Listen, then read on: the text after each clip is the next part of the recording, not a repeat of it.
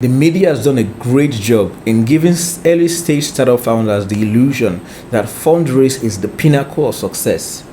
And unfortunately, that is not true. Fundraise is basically a part of the journey. And this brings the question that a lot of startup founders asked me is, should you raise?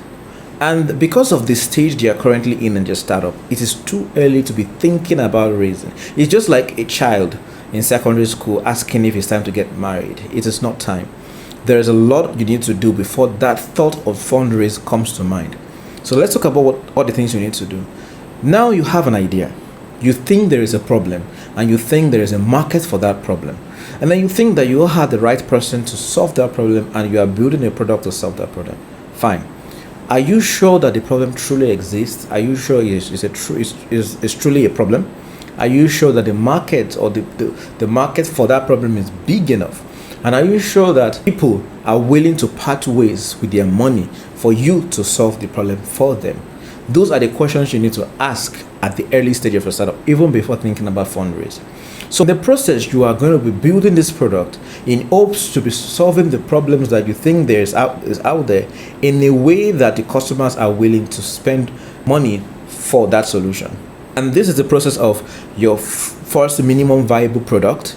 You launch your minimum viable product, you test it in the market, and you make changes, you make iterations to the product to ensure that you're solving the problem with your product. And in this process, you're actually going to be bootstrapping, using your own money to execute this research or execute this experiment you are currently on. Right? You do not expect to use other people's money to do this kind of experiment. Now, outside of bootstrapping, you can take advantage of family and friends' monies. Call them FFF, that's family, friends, and fools. You can reach out to your uncles, your rich aunties, and you could even take from your savings and try this. If you've not put skin in the game, do not expect someone else to part with their own money. Once you've done all this, you can now decide to look at, I have a product, people are using it, I'm getting revenue from it. I think it's time for me to go raise extra money to actually expand this thing and get more customer and get into more markets. That's how you think about it.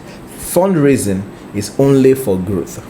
In the process of building your startup, what other ways can you use to fund it, especially to cover costs, your server costs, your marketing costs, and so many other costs that you may not be able to cover with your own money out of pocket?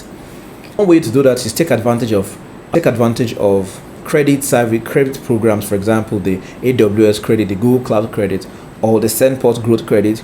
You could also join pitch contest and try to win some money here and there. You could join fellowship programs, you could join incubators.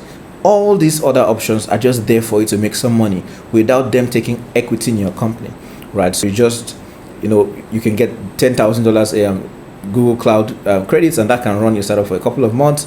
You can get the AWS credit that can run for a couple of months.